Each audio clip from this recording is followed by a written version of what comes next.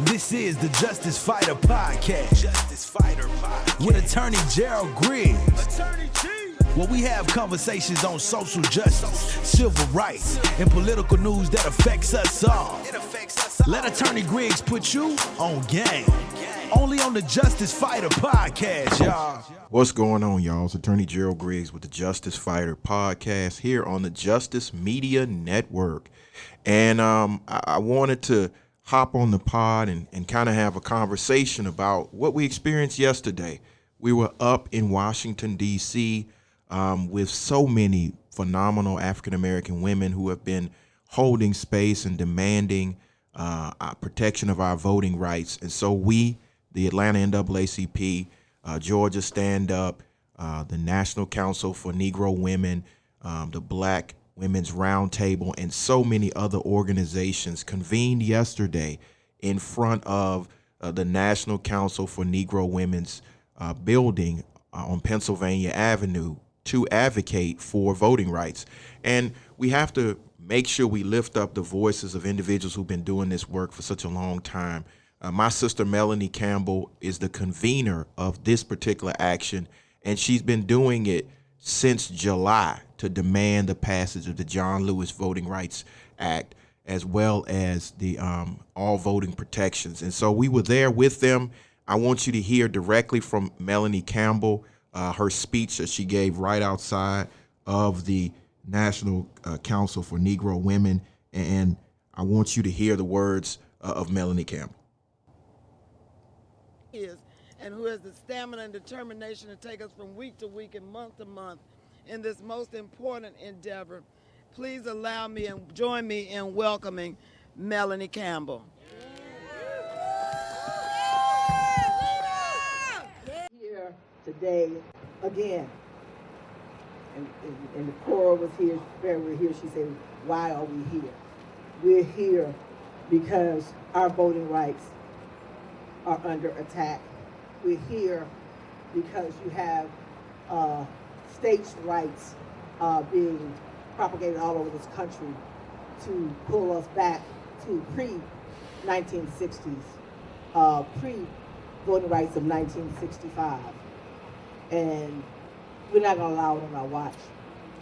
Black women came together with our allies, with our brothers, with folks from all walks of life, races, genders, religions, and we are all fighting to make sure that the people we help elect in 2020 do their jobs, our friends and our foes. I'm gonna say it again, our friends and our foes. That's all right. Because voting rights is not something you can just play around with because you decide that you don't like who's voting for who. So we came out here, I guess 5 months ago now, July. I stopped counting, but I do believe we were trying to figure out, I think this is our 10th action. So we're asking the Senate to give us a Christmas present for those who look up Christmas, or whatever you celebrate in the holiday season. Do your jobs. Give the American people a Christmas present, if you will, and pass voting rights. Right now, they're up there dealing with the debt ceiling. And on my way here, I heard them talking about, Janice, they're going to carve out, change the rule a little bit, the procedure, to make sure that the debt ceiling is taken care of. That's important. Yeah, but what's wrong with carving it out before December 25th? And don't you go home without at least making an attempt. So it's now like. And so we were there outside in the cold and the wind, right in front of the National Council for Negro Women, listening to the rally and listening to the rallying call for protection of voting rights. And many of you who've been following the Justicefighter podcast for a while and following the work that we've been doing here on the ground, we've been dealing with the ramifications of SB 202, which is the voter suppression bill that's passed here in Georgia. And then we witnessed what happened in Texas with another voter suppression bill. And now 15 states are promulgating voting rights legislation that will be suppressive in nature based on the big lie that the election was stolen in November. And of course, we know there's been absolutely no evidence of that. 60 some odd court cases and no evidence of any voter fraud, but there's been substantial evidence of voter suppression. And so we join with our sisters who have been holding that space for such a long time, fighting that battle. And I want to take you guys to the ground. And so we were out there in front of the building for a good hour, listening to experts in the field talking about congressional legislation that is pending. We were also hearing from people from around the country. We got to hear from the Secretary of State from California, who's actually expanding access to the ballot. They had 80% turnout in the last election, which is awesome, considering here in Georgia we only had 60%. But we got our marching orders, and our marching orders will go back into our communities and demand our elected officials do what they promised to do when we delivered the presidency and we delivered the Senate, that they would pass voting rights protections for the people with the John Lewis Voting Rights Act, the For the People Act, and now the new legislation, which is the Protect the Vote. I'll get that actual name of that in a few minutes. But what I wanted to talk about is the determination of activists who've been on the ground in Washington and around the country, particularly African-American females who've been going to jail, who've been occupying space in 10 different actions. And it's been so many of them, so many of my friends and fellow sisters in the struggle who've been arrested, who have been doing the work. And we have to make sure we lift them up, but we also join the struggle. So we got on the plane and we went to Washington, D.C.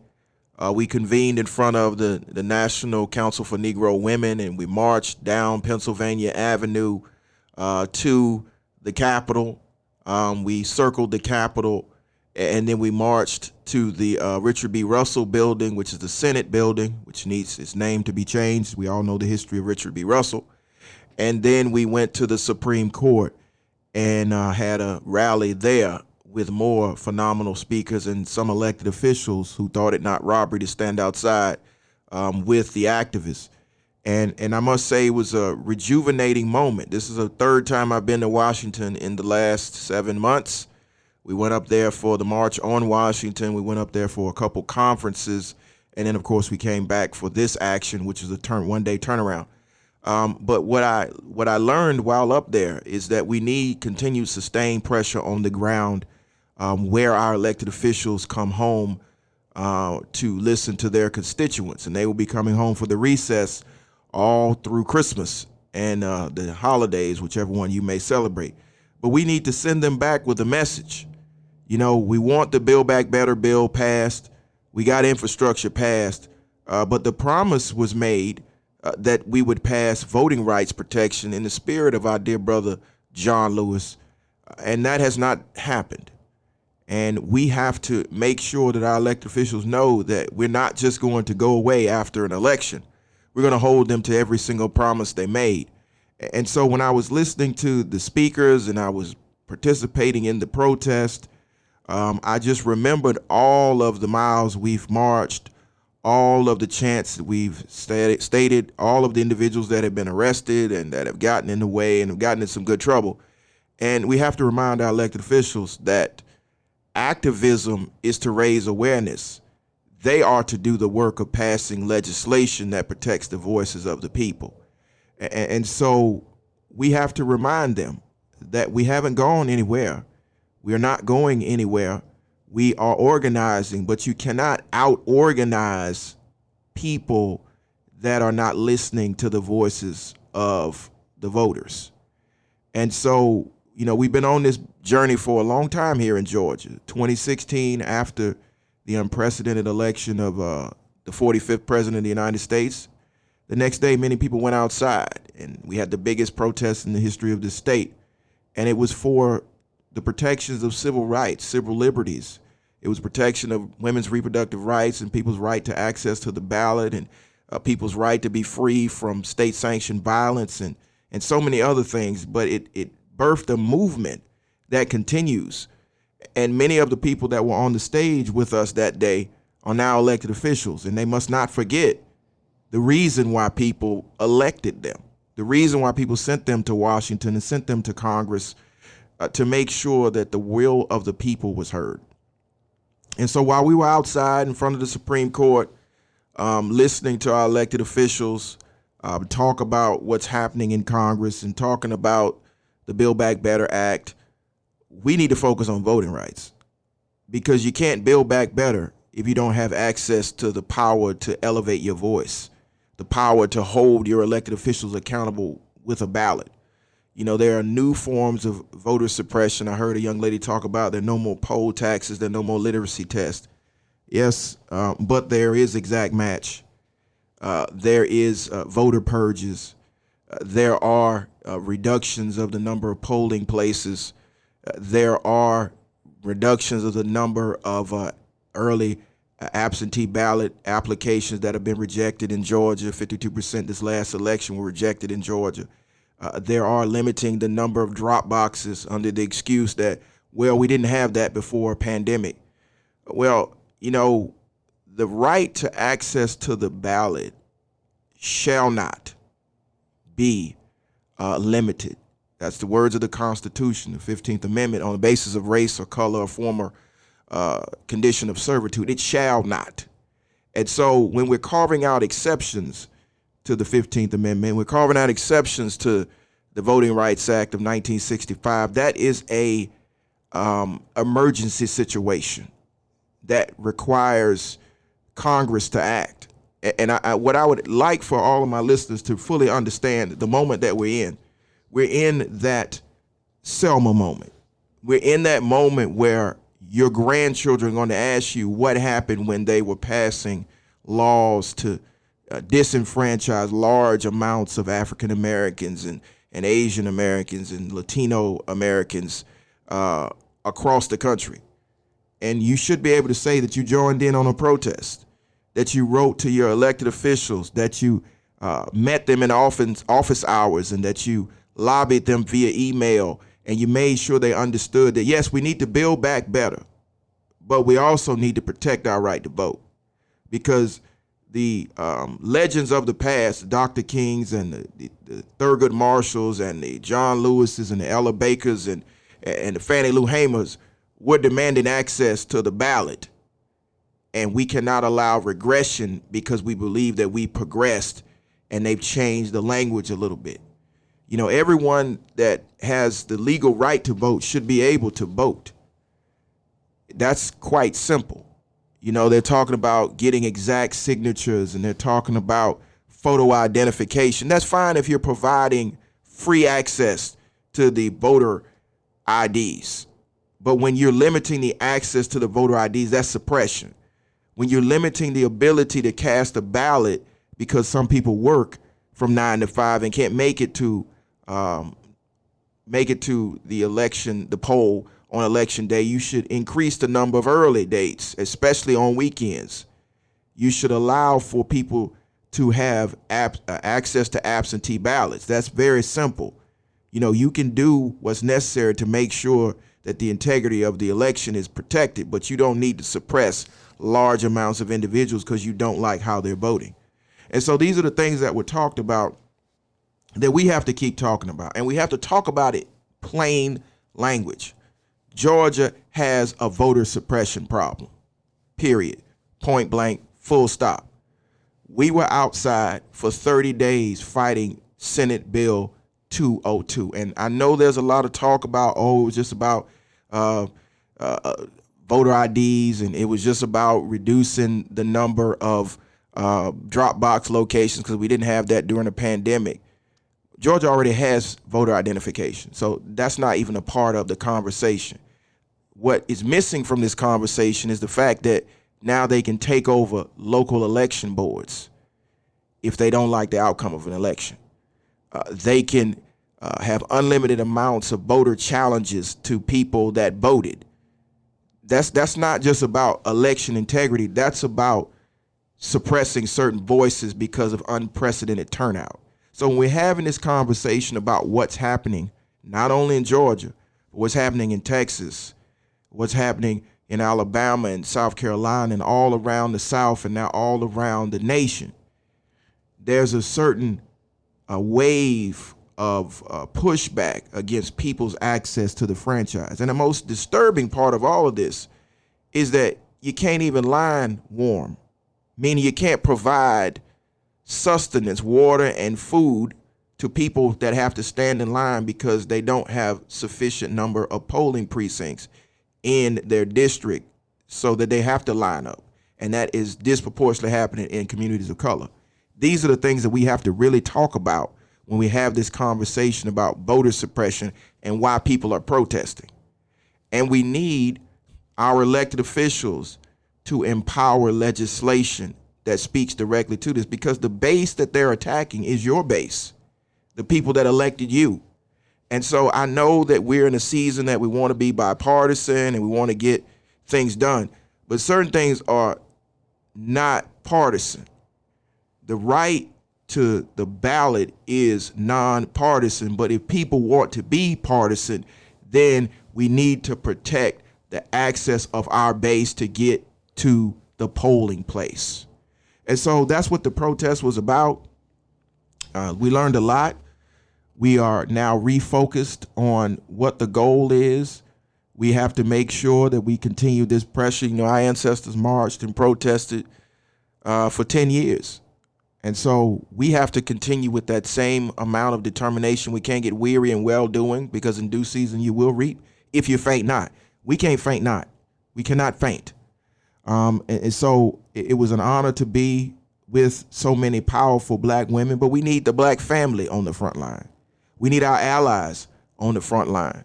You know, we understand that so many rights are under attack, but it all goes down to the root that certain people don't want other people to have access to the most fundamental right as an American citizen.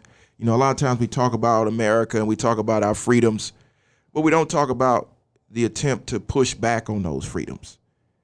That's just as American as American pie. That every time there is a growth in the individuals that have access to the American dream, there's a pushback. There's a pushback through misinformation. There's a pushback through legislation that is repressive. And so the true Americans, the true patriots, have to stand up and say that there should be equal justice under the law for all. All should have access to the fundamental promises of America's founding documents, and that we have a obligation as American citizens to make sure that those rights are protected. And so that's what the protest was about. They have given us a charge to continue.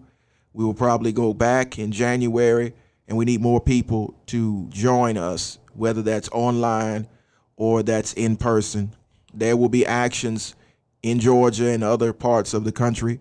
And for our international brothers and sisters, you can lift us up by continuing to hold America accountable to its promises to its people by telling America to deal with its human rights violations here, because that's the most American thing to do, and that's what the international community must do, because we cannot ignore these problems anymore. There is a wave in this country that wants to take us back to a far gone era of ideology and thought process that we cannot allow to happen. So that's why we were up there. You know, it was truly inspirational to see the numbers of people that came out, the number of people that were elevating their voice for justice and access to the ballot. There are a few other people I want you to hear from to give you a real flavor of what happened out there.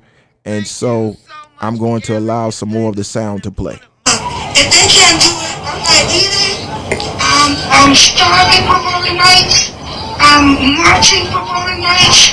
I'm praying for voting rights. Can I get voting rights? I mean, really, Build Back Better is a great thing, but voting? Who is not for representation? With, you know, if you're going to tax me and then I can't vote, and then I'm in Georgia, do you know how many years we have marched and struggled in Georgia to be able to vote? Well, so you're from Georgia. Charlie. Oh, wow. I'm New York Times front page over the top with Joe. But I do nonpartisan work. We literally worked during COVID, door to door, every opportunity, no vaccine. We did that. And election day, somebody went over. We didn't work in a runoff. I'm nonpartisan. When did we win? January 5th. Who even remembers January 5th? Because I went to bed dead tired, getting up and I was ready to brag. And people were climbing on the Capitol. And ever since that day, they have been working to undo what was done. And guess what? Whatever people think, America is changing. We've got women, we've got black, brown, we've got indigenous. We can all get along. White. And she's so right. And that was a young lady from Clayton County was talking about the phenomenal work that was done in Clayton County, the phenomenal work that was done around the country. I want you to also hear again from my good friend and fellow warrior on the front line, Melanie Campbell.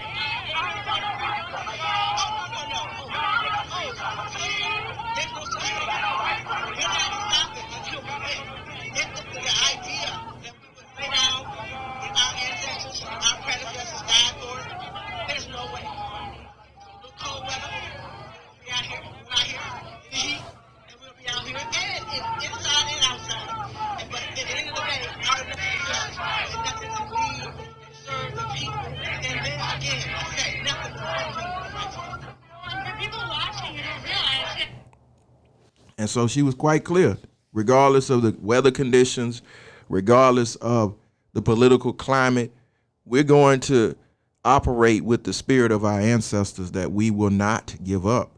And that this is a moment, this is a beacon moment that we must come together as citizens of America, both African American and Asian American and Latinx Americans and our majority community, and say enough is enough. You know, the gridlock in Washington has to stop because there are people that are being obstructionists. We have to have courage to call out the obstruction. You know, this is not about taking rights away from the majority community. It's about including all of the American citizens in the dream that should become a reality for all of them. So, you know, it was truly an honor to march with them. It's truly an honor to reflect on what we did and what we will continue to do. I give all of the kudos to our women organizers who've been on the front lines, Helen Butler and Latasha Brown, of course, Stacey Abrams and Melanie Campbell, and so many of them that have been convening our conversation. I specifically give credit to the ones that have been on the ground in that particular movement since July, and have had 10 actions. We have to continue to lift them up. So please support the National Council of Negro Women, the Black Women's Roundtable, that have been the co-conveners and organizers of that. Go to their website, support them. And let's also support some Georgia-based communities. Of course, Black Voters Matter, and Fair Fight, and so many others, New Georgia Project, and of course the Georgia NAACP, who will continue this fight through 2022 and 2024 as we continue to mobilize. But we got to make sure we call out some of our elected officials that it's time to end the filibuster, carve it out for voting rights so we can pass the John Lewis Voting Rights Advancement Act and the new version of the For the People Act, and that we can get our voting rights protected. But this is Attorney Gerald Griggs with Justicefighter podcast. Thank you guys for listening. Thank you for sharing. Let your friends know that the Justicefighter podcast is back. It's on all streaming platforms. You can stay engaged and stay updated on what's happening in the fight for social justice and civil rights and you can stay current on what's happening in the courts as well in the streets. So it's Attorney Gerald Griggs, Justice Fighter, and I will talk to you on the next pod. This is the Justice Fighter Podcast. With Attorney Gerald Griggs. Where we have conversations on social justice, civil rights, and political news that affects us all. Let Attorney Griggs put you on game. Only on the Justice Fighter Podcast, y'all.